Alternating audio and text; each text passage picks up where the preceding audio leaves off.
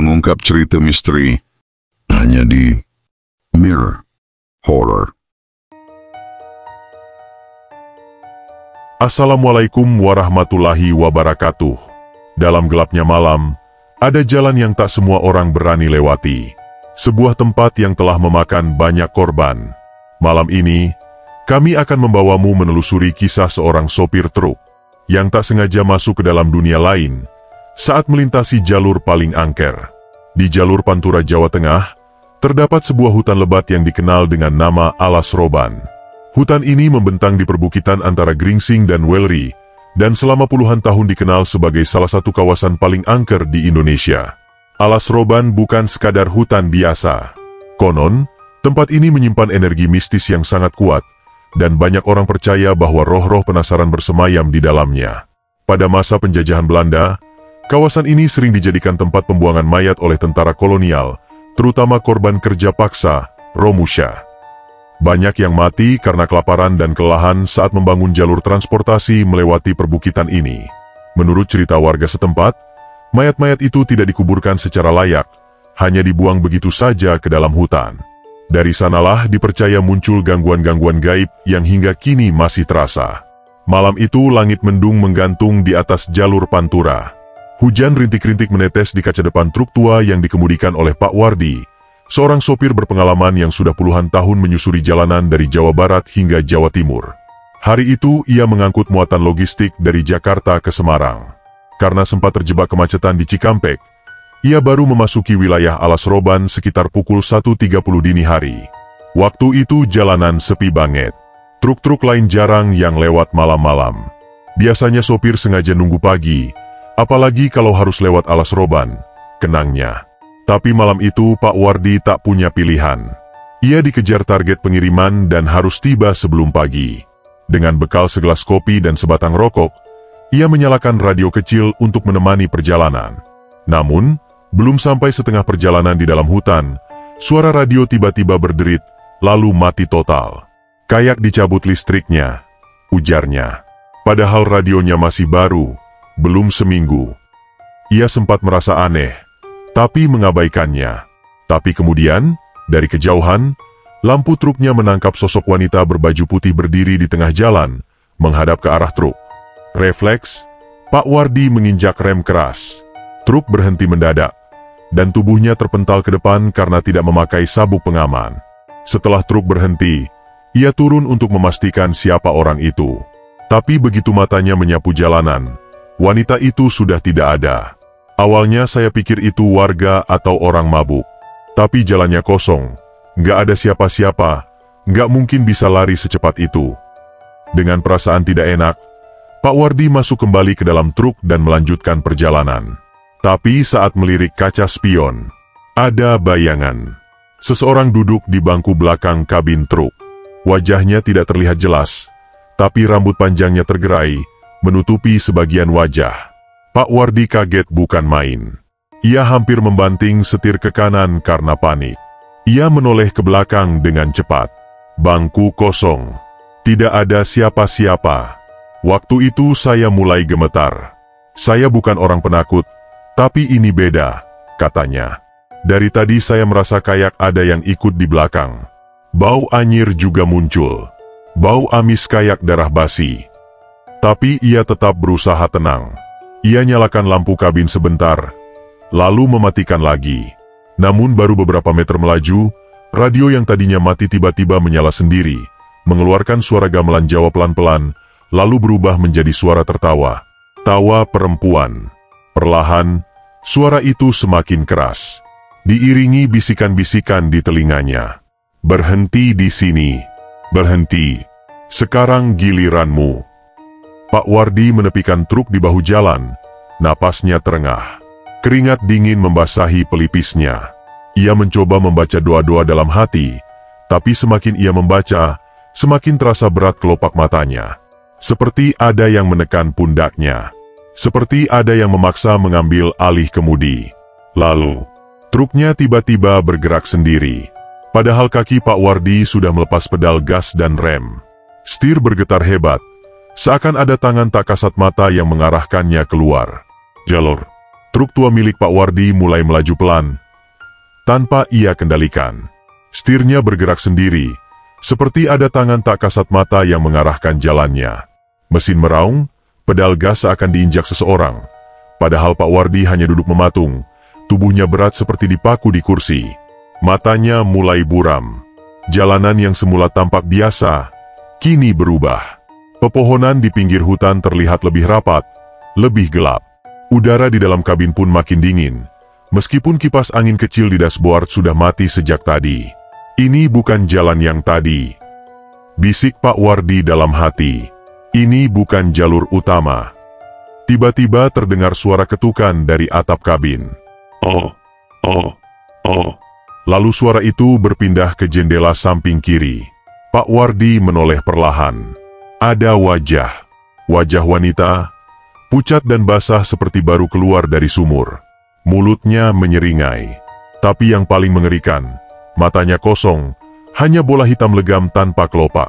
Berhenti di tikungan, Pak. Suaranya lirih, seperti desisan ular. Banyak yang sudah kutemani, sekarang giliranmu. Pak Wardi ingin menjerit, tapi suaranya seolah terkunci di tenggorokan. Ia memejamkan mata dan membaca doa sekuat tenaga, berulang-ulang, hingga keringat membasahi seluruh bajunya. Ketika ia kembali membuka mata, truknya sudah berada di ujung jalan sempit.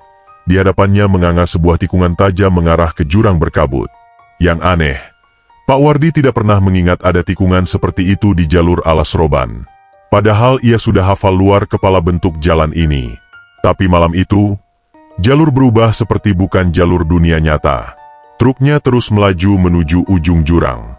Dan saat ban depan nyaris keluar dari aspal, war! Suara klakson keras membuyarkan semuanya. Truk Pak Wardi tiba-tiba berhenti mendadak. Dari belakang, terlihat sorotan lampu truk lain. Seorang sopir muda keluar, berlari ke arah kabin Pak Wardi. Pak, enggak apa-apa. Tadi truk Bapak hampir nyemplung. Saya klaksonin dari tadi. Pak Wardi masih linglung. Ia melirik kaca spion. Tidak ada lagi wajah pucat. Tidak ada wanita. Hanya gelap. Dan tikungan yang tadi menganga seperti jurang itu, sekarang hanyalah jalan lurus. Pak Wardi dibantu keluar dari truk oleh sopir muda itu. Kakinya masih gemetar. Saya ngikutin Bapak dari belakang. Tapi anehnya, jalur yang Bapak lewatin tadi kayak beda sendiri. Kayak Bapak diblokin ke arah hutan. Pak Wardi hanya bisa mengangguk lemah.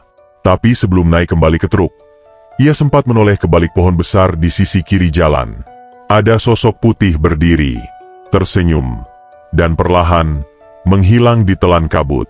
2 hari setelah kejadian itu, Pak Wardi belum bisa tidur nyenyak. Setiap kali memejamkan mata, senyum pucat dan mata hitam legam wanita itu muncul dalam pikirannya. Bahkan saat siang hari, ia merasa seperti diikuti, bayangan samar kerap melintas di sudut pandangnya. Akhirnya, atas saran sopir senior, Pak Wardi datang ke sebuah desa tak jauh dari jalur alas roban, untuk menemui seseorang bernama Mbah Rono, seorang sesepuh dan juru kunci tidak resmi yang dikenal bisa melihat apa yang tidak kasat mata. Rumah Mbah Rono sangat sederhana, dikelilingi pohon bambu tua dan patung batu kecil di halaman depan. Begitu Pak Wardi duduk dan mulai menceritakan kejadian malam itu, Mbah Rono langsung terdiam cukup lama sebelum akhirnya berkata pelan, "Panjenengan bukan sopir pertama yang ngalami itu, dan sayangnya, bukan yang terakhir." Menurut penuturan Mbah Rono, wanita berambut panjang yang menampakkan diri pada Pak Wardi dikenal oleh warga sekitar sebagai Ning Sukma. Ia adalah arwah seorang wanita muda yang tewas bunuh diri di tikungan alas roban puluhan tahun lalu. Cerita yang beredar, Ning Sukma dulunya adalah istri seorang sopir truk yang sering meninggalkannya dalam waktu lama. Pada suatu malam yang hujan lebat, sang suami tak kunjung pulang. Ning Sukma nekat menumpang truk lain untuk mencarinya. Namun sopir truk itu memperkosanya dan membunuhnya, lalu membuang jasadnya ke jurang. Sejak saat itu, arwah Ning Sukma dikabarkan menampakkan diri pada sopir-sopir truk yang melintas sendirian, terutama di waktu-waktu sepi, antara pukul 1 sampai 3 dini hari.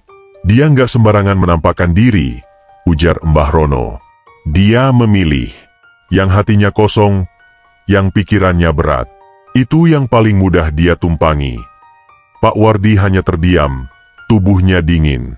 Ia teringat malam itu, memang ia sedang kesal dan lelah, setelah bertengkar lewat telepon dengan anaknya. Dan jalan yang sampean lewati malam itu. Lanjut Mbah Rono. Bukan jalur dunia ini, Le. Itu jalur Sewudino, jalan arwah yang terbuka kalau ada yang disesatkan. Mbah Rono kemudian menyuruh Pak Wardi untuk membawa bunga 7 rupa dan air sungai dari mata air Sendang Kelor yang berada di lereng perbukitan sekitar. Malam Jumat Kliwon, Pak Wardi diminta datang kembali ke satu titik di tengah alas roban, bekas tempat kejadian.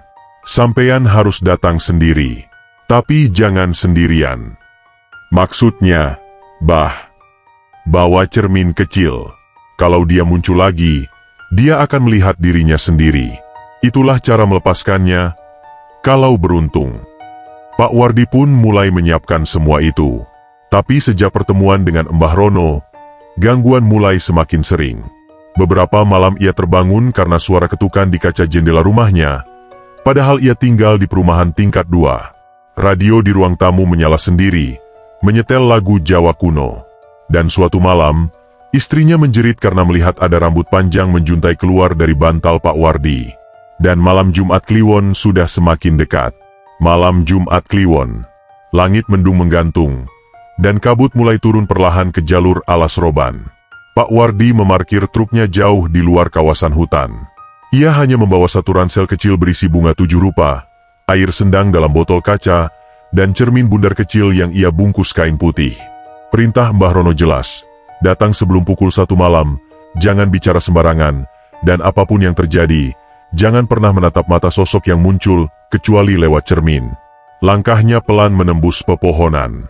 Sepi, hening, bahkan suara jangkrik pun seolah lenyap. Titik lokasi ritual itu adalah tikungan maut tempat truknya hampir masuk jurang malam itu. Ketika ia sampai, ia mendapati 3 pohon besar membentuk setengah lingkaran. Di tengahnya ada tanah kosong, kering dan retak-retak, padahal malam itu lembab dan berkabut.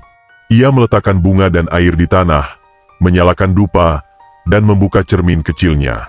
Ia duduk bersila di tanah dingin, napasnya berat, matanya terpejam, bibirnya bergetar membaca doa. Lalu, angin berhenti, kabut mengental, suhu menurun drastis, dan dari balik pohon, terdengar langkah, tanpa suara. Ketika Pak Wardi membuka mata, di hadapannya berdiri Ning Sukma, dengan wajah cantik membiru, rambut basah menempel di pipi pucatnya, dan gaun putih yang compang-camping, dipenuhi bercak tanah dan darah kering. Ia tidak berbicara. Ia hanya berjalan pelan, mendekat, dan berjongkok di depan Pak Wardi. "Kau, yang membangunkanku kembali," bisiknya dengan suara lirih namun menggema dalam kepala. "Aku belum selesai menjemput. Aku belum cukup, satu lagi, hanya satu." Pak Wardi menunduk, tak berani menatap. Tapi suara Ning Sukma semakin dekat, napas dinginnya terasa di wajah. "Tatap aku, biar kau tahu rasa ditinggal di tengah gelap. Biar kau ikut denganku, menyusuri jalan yang tak punya akhir." Tangan dinginnya menyentuh dagu Pak Wardi. Pak Wardi menggigil. Tapi tepat saat jari wanita itu hendak mengangkat wajahnya, Pak Wardi mengangkat cermin kecil dan mengarahkannya ke wajah arwah itu.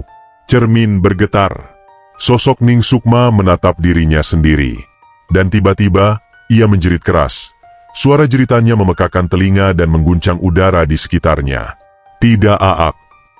Bukan aku. Aku tidak mati." Namun jeritan itu perlahan berubah menjadi ratapan pilu. Suara tangis seperti wanita ditinggal kekasihnya di altar pernikahan. Wajah cantik itu berubah, mengerut, membusuk, lalu hancur seperti lumpur yang jatuh dari tengkorak. Sosok itu mengejang, lalu pecah menjadi kepulan kabut hitam dan menyatu dengan udara malam. Pak Wardi terdorong ke belakang, pingsan sesaat. Ia terbangun menjelang subuh. Dupa sudah padam, botol air pecah, bunga berserakan. Tapi suasana sekitar terasa lega. Ketika ia pulang ke rumah, tidak ada lagi ketukan jendela. Tidak ada bau anyir. Tidak ada mimpi buruk. Seolah semua telah selesai. Namun, seminggu kemudian, Pak Wardi mendengar kabar. Seorang sopir truk ditemukan tewas di tikungan Alas Roban. Truknya masuk jurang tanpa jejak rem. Dan di dashboard truk itu, terdapat bunga 7 rupa yang sudah mengering. Usai mendengar kabar kecelakaan maut sopir truk yang ditemukan dengan bunga 7 rupa di dalam kabin. Namun saat tiba di sana, ia mendapat kabar mengagetkan. Mbah Rono telah wafat, tepat 2 hari setelah ritual yang Pak Wardi lakukan. Konon, sebelum meninggal, Mbah Rono sempat berkata kepada cucunya, kutukannya belum selesai, hanya berpindah, dan ia sedang mencari jalannya kembali. Pak Wardi lalu bertemu cucu Mbah Rono, seorang pemuda bernama Mas Anjar, yang memberinya sebuah buku tua milik almarhum kakeknya. Di dalamnya ada catatan-catatan aneh sketsa tikungan, jalur yang bergeser, dan satu bagian yang membuat bulu kuduk Pak Wardi berdiri. Ning Sukma bukan hanya korban. Ia adalah bagian dari perjanjian lama. Tiap 7 tahun, jalur Alas Roban akan membuka, dan arwahnya harus menjemput satu untuk menutup kembali jalurnya. Jika ritual dibatalkan, maka bukan satu, melainkan 7 nyawa yang akan diambil sebagai gantinya. Pak Wardi mulai menyadari, ritual yang ia lakukan kemungkinan besar hanya membangunkan kutukan lebih awal. Dan mungkin, ia bukan penyelamat, tapi pemicu. Beberapa hari kemudian, Pak Wardi kembali bekerja, mencoba hidup normal. Namun setiap malam, ia mendengar suara gesekan kuku di bawah tempat tidur. Radio truknya menyala sendiri, menyalakan lagu yang sama setiap malam, lir-ilir. Suatu pagi, Pak Wardi mendapat panggilan dari rekan sesama sopir. Wor, lo kemarin jalan dari Tegal ke Semarang jam 2 pagi, ya? Enggak. Gue istirahat di pool. Tapi gue lihat truk lo nyetir. Tapi lo diem. Dan ada yang duduk di sebelah lo. Cewek. Bajunya putih. Rambutnya nutupin muka. Pak Wardi gemetar. Ia lari ke truknya. Membuka pintu kabin. Dan di atas jok penumpang, ada seikat rambut panjang yang basah. Malam itu, Pak Wardi menulis satu pesan singkat di buku catatan kerjanya. Kalau suatu saat truk ini ditemukan tanpa saya, tolong jangan cari. Biar saya antar dia sampai tikungan terakhir. Sampai hari ini, jalur Alas Roban masih menjadi rute truk malam hari. Dan menurut cerita para sopir, kalau kamu melintas di sana antara jam 1 dan 3 pagi, dan melihat wanita berambut panjang berdiri di pinggir jalan, jangan berhenti. Jangan lihat ke cermin. Jangan buka kaca jendela. Karena dia masih mencari penumpang terakhir. Itulah kisah nyata yang dipercaya pernah dialami oleh seorang sopir truk bernama Pak Wardi. Sebuah perjalanan yang mengantar manusia biasa ke tengah pusaran dunia tak kasat mata. Alas Roban bukan sekadar hutan tua, tapi lorong waktu yang menyimpan dendam, kutukan, dan penumpang-penumpang yang belum pernah benar-benar sampai ke tujuan. Kalau kamu suatu hari harus melintasi Alas Roban, ingat satu hal, bukan semua yang menumpang adalah manusia. Dan kalau kamu merasa ada yang ikut duduk di kursi sebelahmu, jangan menoleh, jangan berbicara, dan teruslah jalan. Karena di jalan itu, yang datang tak selalu pergi. Terima kasih sudah menyimak kisah mistis di Alas Roban bersama kami. Semoga cerita ini bisa jadi pengingat bahwa ada banyak hal di dunia ini yang tak bisa dijelaskan oleh logika. Jangan lupa, selalu berdoa sebelum melakukan perjalanan, terutama di tempat-tempat yang dikenal angker. Dan jika suatu malam kamu melintasi jalur sunyi, lalu melihat sosok berdiri diam di pinggir jalan, jangan berhenti. Sampai jumpa di cerita horor selanjutnya. Wassalamualaikum warahmatullahi wabarakatuh.